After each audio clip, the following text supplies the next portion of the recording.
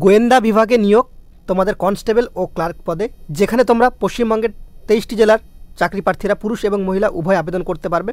এখানে কলকাতাতেও কিন্তু ভ্যাকেন্সি রয়েছে, তোমরা দেখতে পাচ্ছ যে কনস্টেবল এবং এমটিএস পদে দুটোর ক্ষেত্রে ভ্যাকেন্সি রয়েছে 85 আর এদিকে 5 মানে 90টা ভ্যাকেন্সি রয়েছে। আবার যদি নিচে স্ক্রল ডাউন করে যাও সেক্ষেত্রে শিলিগুড়ি দেখবে, ঠিক আছে, শিলিগুড়িতেও কিন্তু ভ্যাকেন্সি রয়েছে, যেখানে 11টা ভ্যাকেন্সি, প্রায় 100টার উপর কিন্তু ওয়েস্ট বেঙ্গলের চাকরি প্রার্থীরা কিন্তু ভ্যাকেন্সিতে লড়তে পারবে। মানে এই ভ্যাকেন্সি ওয়াইসে তোমরা কিন্তু ওয়েস্ট বেঙ্গলের চাকরি করছো। জয় হিন্দ বন্ধুরা, তোমরা দেখছো তোমাদের ইউটিউব চ্যানেল মা অনলাইন পয়েন্ট।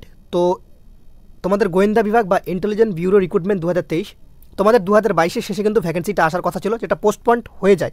পরবর্তীতে আমরা তোমাদের ভিডিও করে বলেছিলাম যে জানুয়ারি মাসে তোমরা এই ভ্যাকেন্সিটা দেখতে পাবে। তো আমাদের কথা ওয়াইজ তোমরা দেখতে পেলে যে জানুয়ারি মাসে তোমাদের অনলাইনে ফর্ম ফিল আপ কিন্তু অলরেডি শুরু হয়ে গেছে, যেখানে এমটিএস আর সিকিউরিটি অ্যাসিস্ট্যান্ট, এমটিএস হচ্ছে ক্লার্ক এবং সিকিউরিটি অ্যাসিস্ট্যান্ট হচ্ছে যে কনস্টেবল পদ সেরকম, ঠিক আছে। ভ্যাকেন্সিস রয়েছে 1675টা ওভারঅল ইন্ডিয়াতে। ওকে, সেন্ট্রাল গভর্নমেন্টের জব তোমরা দেখতে পাচ্ছ, সেন্ট্রাল গভর্নমেন্ট ক্লারিক্যাল জব কিন্তু রয়েছে। অনলাইনে আবেদন চলছে, সিলেকশন প্রসেস এক্সাম এবং ইন্টারভিউয়ের মাধ্যমে। Job location any where in India. যদি তুমি ওয়েস্ট বেঙ্গলের ভ্যাকেন্সিতে অ্যাপ্লাই করো তাহলে সেক্ষেত্রে তুমি ওয়েস্ট বেঙ্গলে চাকরি করতে পারবে, কলকাতা বা শিলিগুড়িতে। ওকে, লাস্ট ডেট তোমরা দেখতে পাচ্ছ 10/2/2000, সরি এই ডেটটা তোমাদের এক্সটেন্ড করা হয়েছে, যেটা তোমাদের ডেটটা আমি তোমাদের অফিসিয়াল নোটিশ অনুযায়ী তোমাদের দেখিয়ে দিচ্ছি। যেখানে সিকিউরিটি অ্যাসিস্ট্যান্টের ক্ষেত্রে 1525টা ভ্যাকেন্সিস রয়েছে, মাল্টিটাস্কিং স্টাফের ক্ষেত্রে 150টা ভ্যাকেন্সি কিন্তু রয়েছে। দেখতে পাচ্ছ এখানে তোমাদের এজ লিমিটের ক্ষেত্রে তোমাদের সিকিউরিটি মানে কনস্টেবলের ক্ষেত্রে 27 বছর এবং ক্লার্কের ক্ষেত্রে 25 বছর, 5 বছর কিন্তু ছাড় পাবে SC/ST প্রার্থীরা, 3 বছর ছাড় পাচ্ছে ওবিসিরা।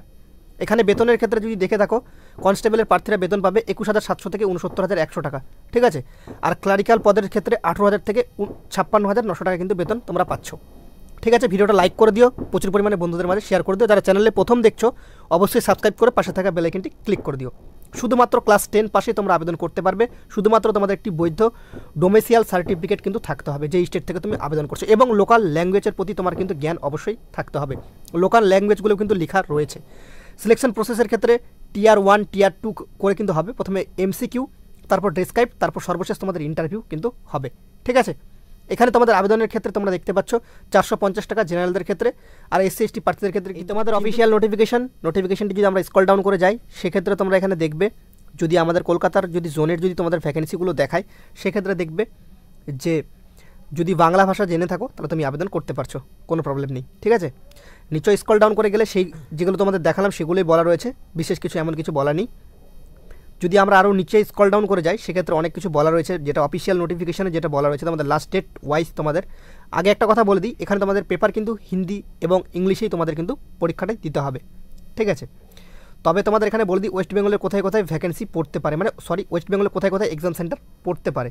আসানসোল, বহরমপুর, বাঁকুড়া, বর্ধমান, দুর্গাপুর, হুগলি, কল্যাণী, কলকাতা, শিলিগুড়ি, সুরি, এগুলোতে তোমরা কিন্তু এক্সাম সেন্টার পেয়ে যাবে।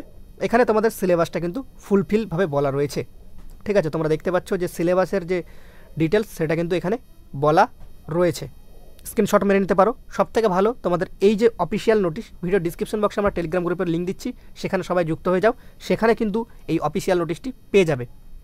নেগেটিভ মার্কিং রয়েছে, তোমরা দেখতে পাচ্ছ 1/4 নেগেটিভ মার্কিং কিন্তু রয়েছে।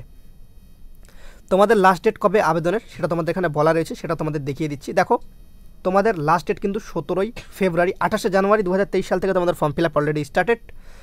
17ই ফেব্রুয়ারি 2023 সাল পর্যন্ত ফর্ম ফিল আপ করতে পারবে। 21শে ফেব্রুয়ারি লাস্ট ব্যাঙ্কিং ডেট, মানে তোমরা যদি চালান ওয়াইজ যদি তোমাদের যদি টাকাটা কাটাও সেক্ষেত্রে, ঠিক আছে। এর বাইরেও যদি কোনো কিছু জানার তোমাদের থেকে থাকে অবশ্যই কমেন্ট সেকশনটি খোলা রয়েছে, তোমরা কমেন্ট করে জানাতে পারো। ভিডিওটা যদি ভালো লেগে থাকে আবারও বলছি একটা লাইক করে প্রচুর পরিমাণে বন্ধুদের মাঝে শেয়ার করে দিও, ঠিক আছে।